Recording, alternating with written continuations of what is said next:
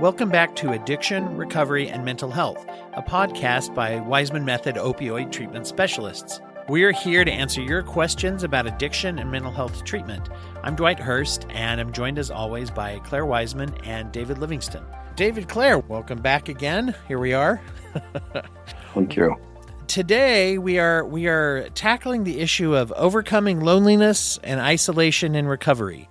Recovery, as we know and we talk about often, it can be a lonely journey. It's often overwhelming. Sometimes people going into recovery and treatment, they even need to back away or cut people or situations and places out of their lives that might be triggers for relapse.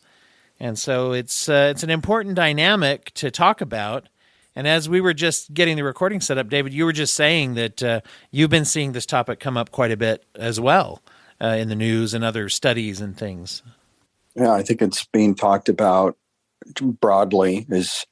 I've been reading articles on it, and and looking at the effects physically and neurobiologically and on a cellular level, and that causes a type of pain and actually changes cellular activity. So the issue is pretty profound. I think maybe in some ways, we can get into it, but I'm looking forward to talking about it and maybe adding to part of what's already going on. Yes. And it's so fascinating to look at just what you were saying about how on a physical level, although everything mental health is physical, everything mental health is related to our brain, which is part of our physical body. We forget that, I think, sometimes. But on a deeper cellular level, as you put it, that loneliness and isolation can be such a burden, a trigger, and really a health concern for people. I think all our feelings, especially our extreme feelings, affects our nervous system, which affects every other part of our life. So it's not like it causes one effect. It's just multiple effects, layers of effects that get larger and larger as the situation progresses. And I think the Surgeon General just brought, the advisory about the epidemic of loneliness and isolation that might have been brought also by COVID, but I think social media as well has a huge part in it. So maybe social media for the younger adults, but one of the groups they're suffering the most since COVID is the older adults. But just the total isolation from society. It permeates so many things as we ran into the distancing and quarantining during the height of some of those things. And you can see the developmental impact that has had unquestionably with young people. And there's just things that they're having to learn in schools maybe a year or two later than they usually would, or just, and I look at some of the high schoolers who went through that time, and there's some resentment and loss about some of those things of proms and just basically societal things we're used to that are disrupted.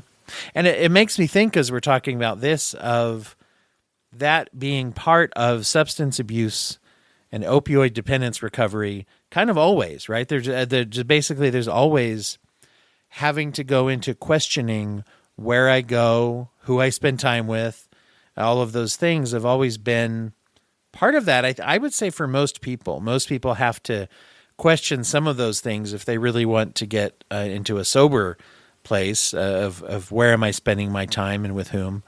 And so now it's compounded a little bit with this element of societal isolation as well. Yeah, and I think we have to separate very well, what loneliness is and isolation is. You can feel lonely while you have a group of people around you. When you isolate, it's a different story altogether. And I think we have dealt with such prolonged isolation that people are feeling lonely even when they are getting back into society.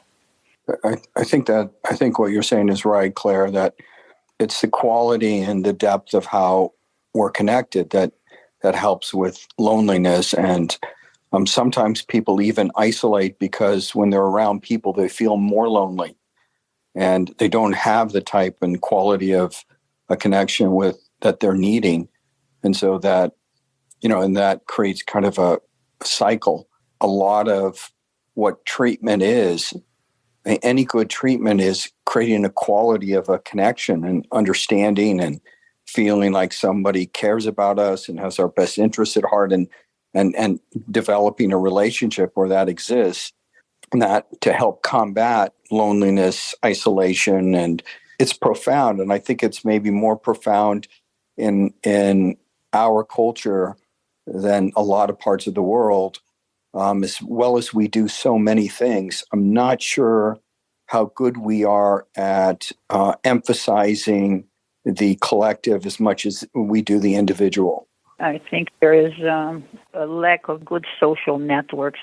Our social networks are weak.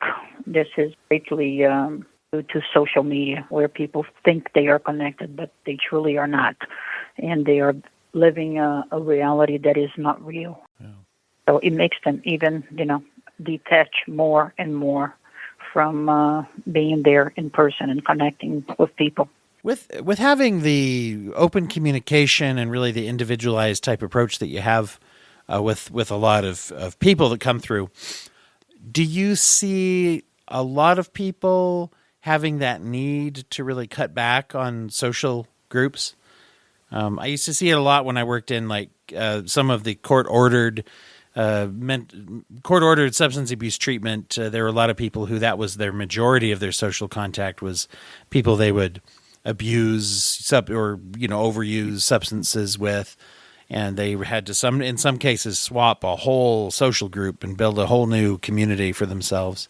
Do you see that a lot with your populations you work with at Waismann? Not sure I understand exactly what you're asking.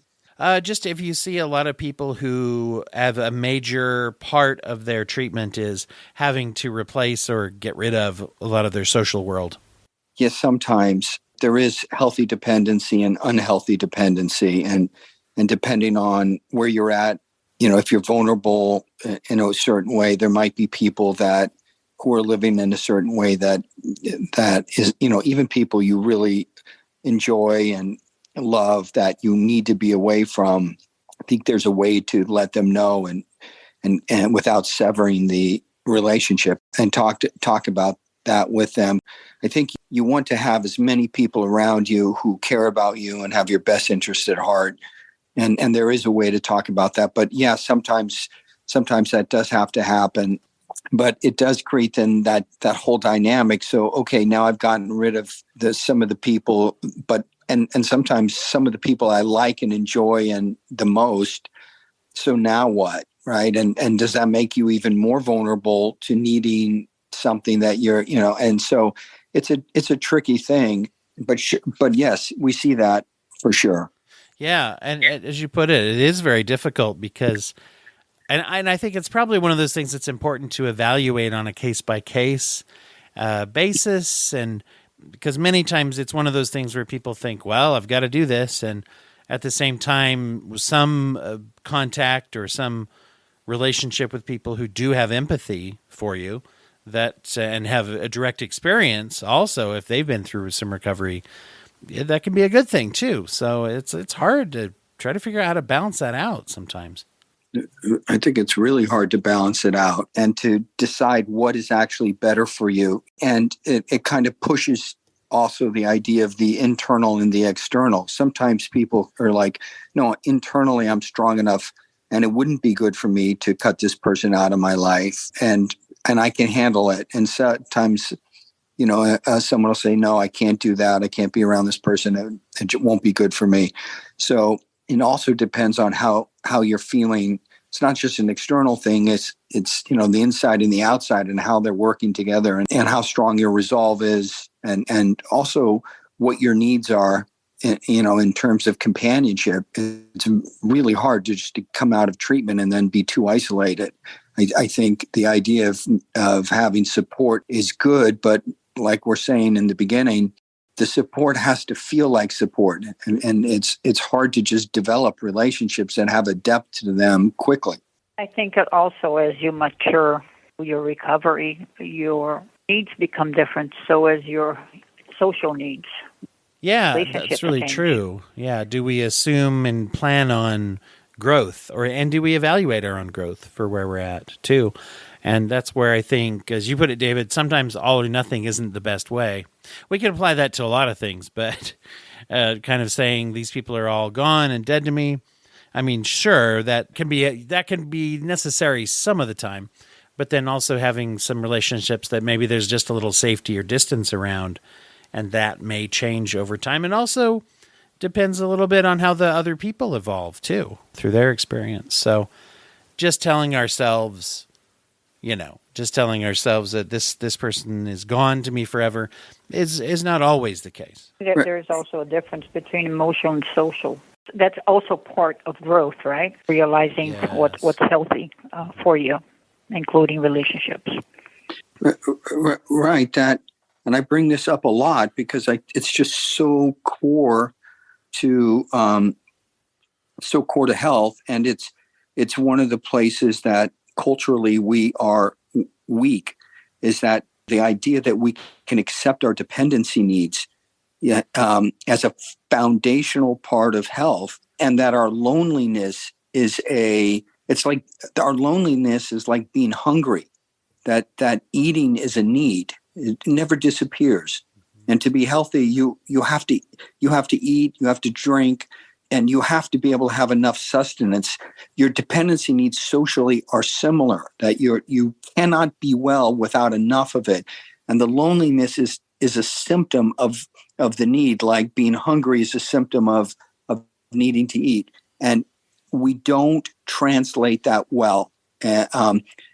We see it more as, I don't know how we see it culturally, but I don't think we see it very well. And maybe it's really starting to change now and being talked about, and it'll help everything. What would you say are some of the things people can do in a healthy way to cope with their loneliness? Connect, right? Have similar values or similar interests.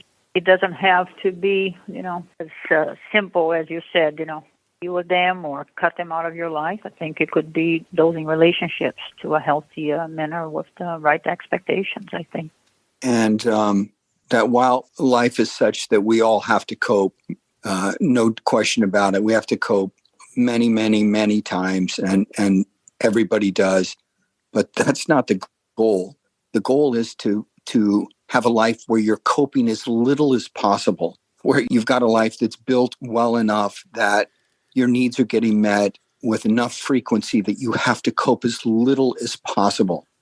And remember, substance abuse is a coping mechanism. And so if getting your needs met well enough is the antidote to that, then that's the goal. So in order to do that, you have to have some courage. You're going to have to develop your life in a way that those needs are getting met. But the great news, and I think what we forget, is it's true for all of us. This isn't just true for somebody or somebody else. This is true for all of us. Yeah. So we have this culture and this society where everybody is needing the same thing. We're all needing it. And hopefully through conversations like this, we become more aware of it. We relax around it. It doesn't feel like somehow we're being vulnerable or needy, right? I mean, the word needy, if you think about it, took on such a negative connotation, as if independence was the goal. We have to be independent too. It's not a one or the other thing. But the need part is really where we fail far more culturally, and I would say. Well, and we're not very good. We're not really trained to find ways to ask for that help or to reach out. I think that sometimes we are taught more to be nervous or embarrassed or ashamed of need, and maybe even more so of vulnerability. That if I tell somebody I'm really having a hard time and I don't have people to talk to, and are you a person I can talk to, that's a vulnerable place to be, especially if we're trying to deepen a relationship that already exists, right? The thing that I noticed in my own life is that the time that I saw the greatest connections were when my children were the youngest. Okay, so when they were really young, and all the parents would go to, when they're in kindergarten, first grade, second grade, the parents would interact with each other. You go to birthday parties, everybody would show up, because what's most apparent and most clear is that we have little kids who are entirely dependent on us. They need friends. They need all those things.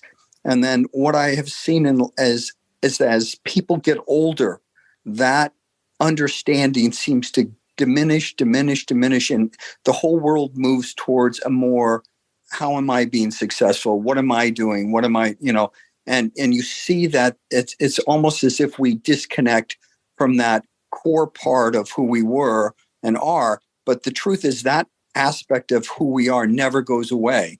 So I think as people get older, they get lonelier typically, is what I've seen. So I think there needs to be a movement back to where we know how to hang out with each other, go to dinner and just talk to one another, not through the phones, as you're pointing out, Claire, but just and learn to play again a little bit as a society.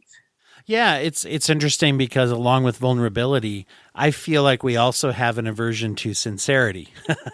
and part of that is just, what I mean by that is just somewhat of our authenticity, but also just the ability to, as you put it, David, to cut loose a little, to relax, to play even, especially if it's in a way that we do so without having to, chemically alter our inhibitions, that we practice actually being sincere and vulnerable and saying, I'm going to be a little silly, or I'm going to, joke a little, or share, even on the other side of the, not just kidding around and having just a good old time.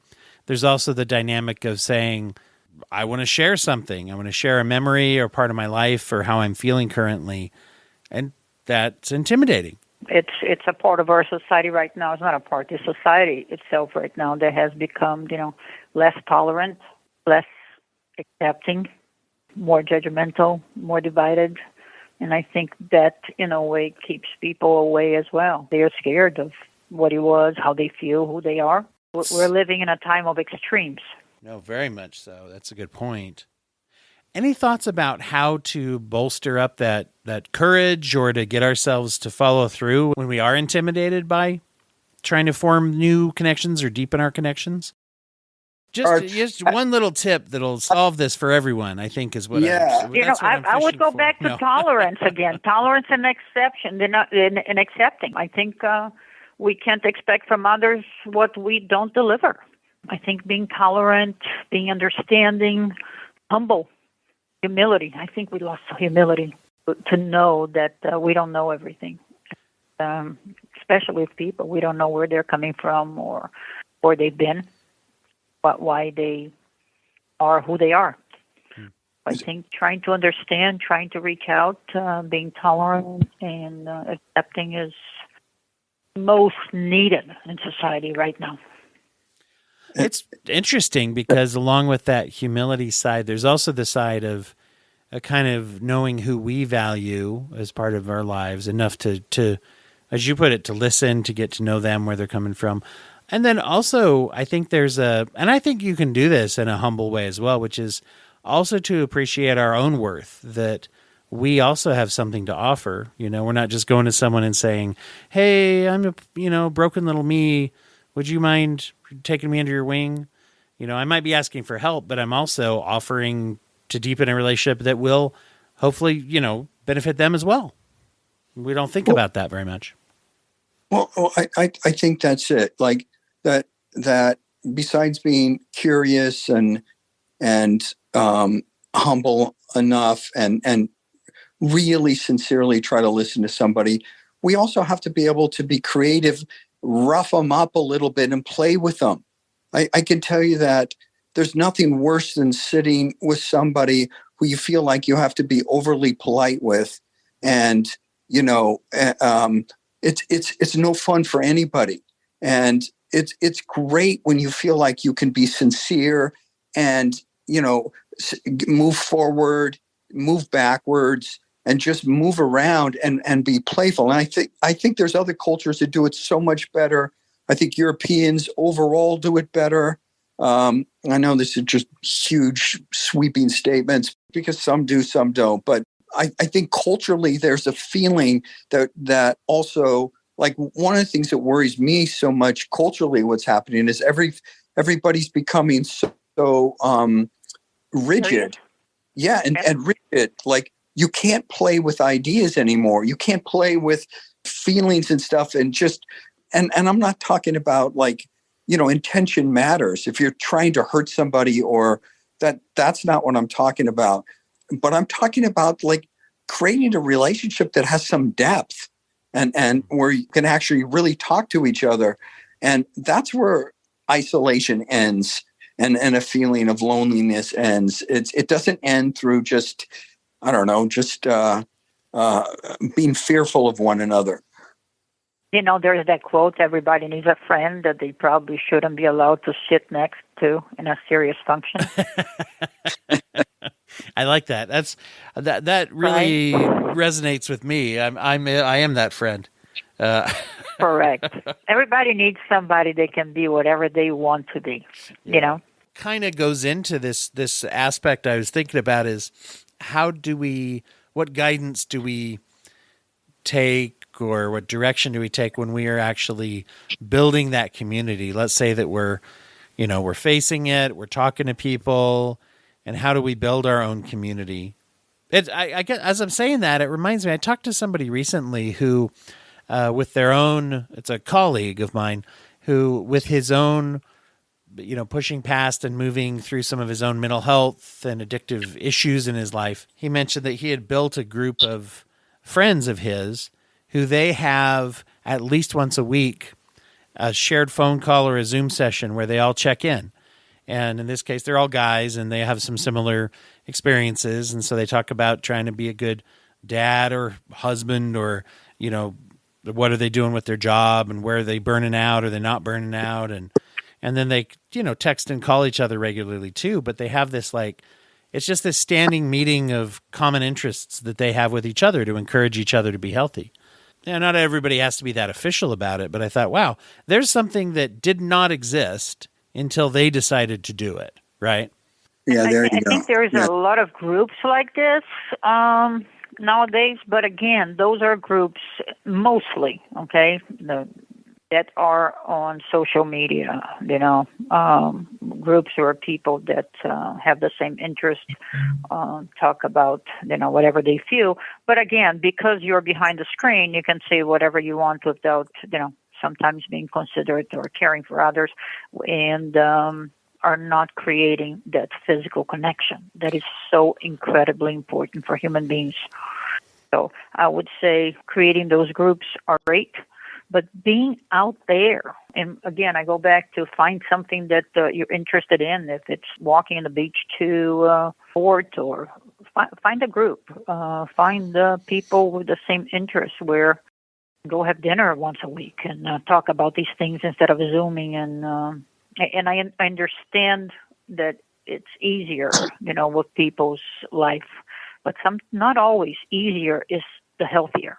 And I think we have become very lazy on our own ways of finding health, especially mental health. Yeah, and I know what you mean exactly. Obviously, there's issues of geography that can come in for people, depending on who's in their group or who's part of it. But you're absolutely right. Sometimes when we do things to be social online, it can lead to isolation in a different way, or just kind of fighting with people. But finding things that are healthy, and finding that we have at least some of those contexts around us, because that is one thing that drug abuse sometimes will offer to us is, if I'm depending especially on how I'm finding the drugs I'm using and all that, that forms community sometimes as people get intoxicated together. And so then trying to say, well, I think we forget that means if I'm able to do that when I'm using, then I can do it when I'm sober. It's just a little different and maybe a little more tricky, or I'm not used to it. But we forget about the ingenuity that people have when they're pursuing addiction. and that's a strength that can maybe translate into and being healthy too. Yeah, you're right. That we have to work at it. There's no way. There's just no two ways around it. Like you're both saying, you have to work at it. That there's I have a friend of mine who said, we should all start to get together with a couple other men my age, and so like once a month we meet somewhere, in between, and we have dinner, and it's just like you're saying, it's fantastic. I'm so glad we're doing that. But someone had to, say, let's do this and let's make a commitment to it and let's just start doing it. And you have to be creative, right? I really think the end of successful treatment in anything is that you're far more creative, and meaning that you understand that nothing is a given for us. We're not, no one's just going to say, oh, here it all is. And it's, part of what our whole development through our lives is about, knowing that we're going to have to go after things, create them, connect with others, be resilient, have things go well, have them not go well, and just on and on. And you're right, Dwight, that if you have a group of people who you're enjoying, and even if you're enjoying it, join them doing something that is dangerous and bad, like drug abuse can be, it's a hard thing to separate from, but that doesn't tend to go well, and it's never been worse than it is now. But don't underestimate your ability to connect with other people, is what I say, and take some chances. Just pick some things and take some chances, and make that part of the standard of how you live. Yeah, if you can find a way to get yourself into an experience of just having exposure to other people, you do tend to get friendships that will form. I remember years ago having a friend who he was really into movies, and he knew a couple of us who liked movies, and he just started saying, hey, some of us, our wives are in a book club together and things. And he said, hey, let's have a guys club. And it just was around going and seeing a movie once a month or so. And a lot of us didn't know each other that well. But if you go every month, grab dinner and go see a movie or something, even just that simple, you start to say, oh, there's that conversation we had last time about, hey, how's your kid doing? Or, hey, how's your job? And, oh, wow, think, even if it's just, what we did last month, and compare this restaurant to that one. I mean, as simple as that sounds. And I think research does bear this out too, that social contact and shared enjoyment that we have with other people, real connection, it's shown to have results that are very similar to going to treatment groups or community support groups. In other words, it doesn't have to be about addiction. I think that's an important part too. I think that is so important. So incredibly important, because you're so much more than the condition you suffer from.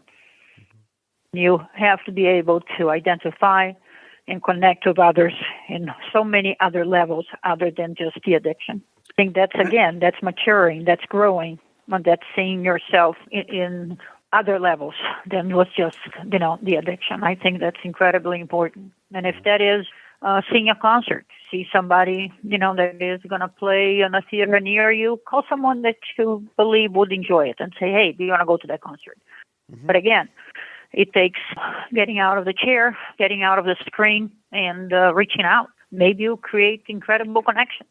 And that's a key word, too, is create. If it isn't out there, if you don't have that in your life, one way to try to solve that is look and say, what could I create? As we're talking, right. Could I be the one who says, hey, let's have a lunch, or let's just go get lunch to somebody, or grab a coffee, or, take a little chance, or maybe even I'm the guy or the gal who says, let's have a book club, let's have a movie activity, or let's have a dinner club every month or something. Let's play cards, whatever it is. A lot of people just don't want to commit for that every month or but I think slowly as you enjoy somebody else's company, being there all the time becomes just natural. Yes. Right. And there's places, I was talking to someone recently, and I was asking them, what they like to do. And they started to tell a couple things, and then they'll immediately almost always say, oh, I haven't done that in years, or, I don't know if I want to do that.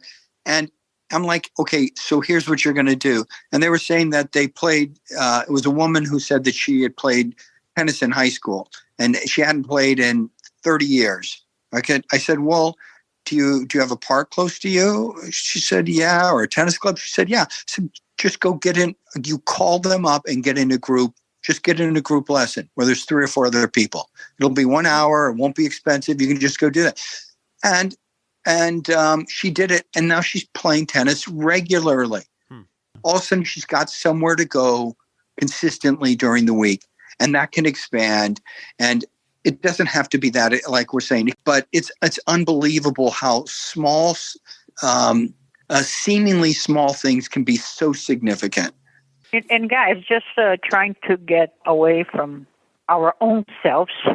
Maybe you know somebody that you know that is lonely right about now, even if you're not. Give them a call. Get them out there. There's a big piece there. Yeah, a big piece there is like trying to find ways to give back. I've known a lot of people who have met people through even volunteering or unofficial, like whether it's an official volunteering spot for charitable things or just going and saying, yeah, do I know someone who's lonely? Yeah, your grandfather, your uncle, your cousin, somebody that has been, detached for a while. Give them a call. Say, hey, do you want to get a coffee? That's it. Well, I'm feeling a lot less lonely after this conversation, so that's good.